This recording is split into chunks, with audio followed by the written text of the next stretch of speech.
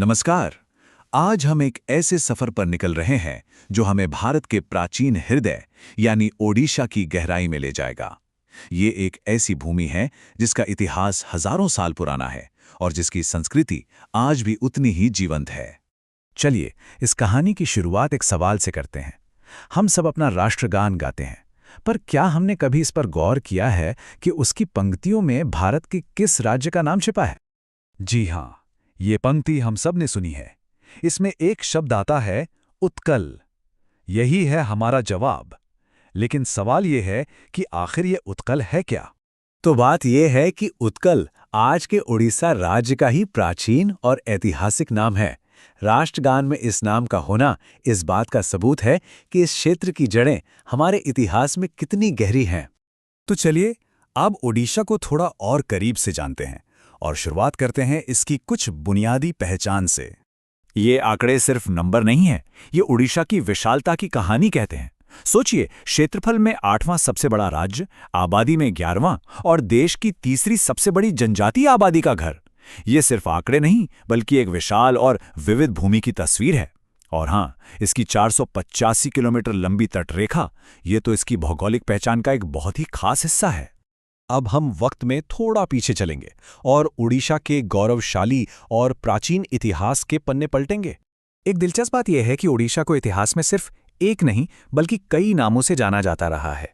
कलिंग, उत्कल, उड्रदेश, ये सभी नाम इसके समृद्ध और बदलते हुए अतीत की कहानी कहते हैं। ये टाइमलाइन दिखाती है कि यहाँ का इतिहास कितना अटूट रहा है। एक के बाद एक शक्तिशाली राजवंशों ने इस भूमि पर शासन किया और अपनी एक अमिट छाप छोड़ी, जिसने ओडिशा की कला, संस्कृति और वास्तुकला को वो रूप दिया जो हम आज देखते हैं। इतिहास से आगे बढ़ते हुए अब हम ओडिशा की सांस्कृतिक और आध्यात्मिक आत्मा में झांकेंगे। ओडिशा को अक्सर मंदिरों की भूमि कहा जाता है और ये बात बिल्कुल सच है। यहाँ की कला और आस्था का केंद्र यहीं के भव्य मंदिर हैं। पुरी का जगन्नाथ मंदिर सिर्फ ओडिशा ही नहीं बल्कि पूरे भारत के लिए एक बहुत महत्वपूर्ण आध्यात्मिक केंद्र है।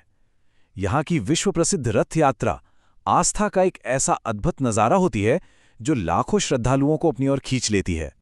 और फिर आता है कोणार्क का सूर्य मंदिर, वास्तुकला का एक ऐसा अजूबा जिसे देखकर यकीन करना मुश्किल हो जाता है।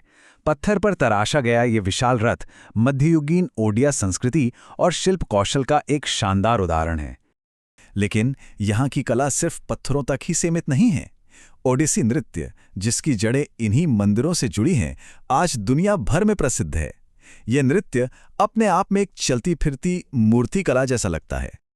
अब ओडिशा की विविध भौगोलिक बनावट को देखते हैं, जो एक तरफ समुद्र तट से शुरू होकर दूसरी तरफ ऊंचे पहाड़ों तक फैली हुई है। ये एक बहुत ही दमदार आंकड़ा है।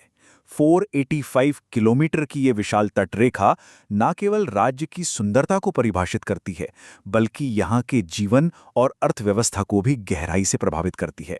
तो देखिए, एक तरफ जहाँ विशाल समुद्र है, वहीं दूसरी तरफ देवमाली की चोटी है, जो पूरे पूर्वी घाट की सबसे ऊंची पर्वत चोटी है।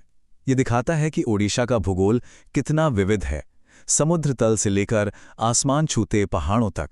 और यहाँ की जल संपदा भी अनूठी है। एक तरफ चिल्का, जो एशिया की सबसे बड़ी खारे पानी की लेगून है, और दूसरी तरफ अंशुपा, जो राज्य की सबसे बड़ी मीठे पानी की झील है। ये दोनों ही ओडिशा की प्राकृतिक धरोहर का एक बहुत ही महत्वपूर्ण हिस्सा हैं।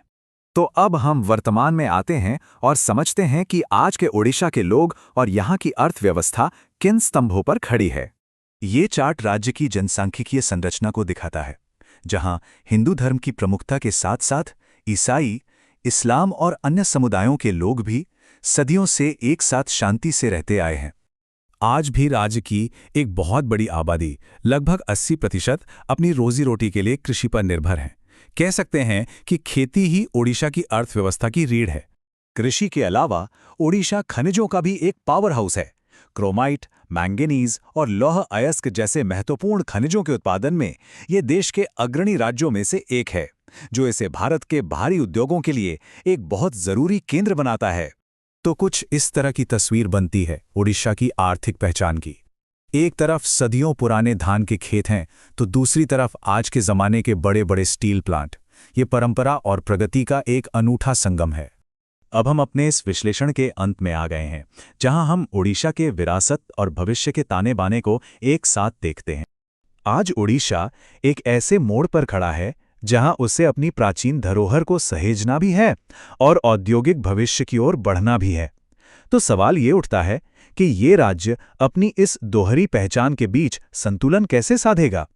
ये एक ऐसा प्रश्न है जो न केवल ओडिशा के भविष्य को बल्कि भारत के विकास की कहानी को भी आकार देगा।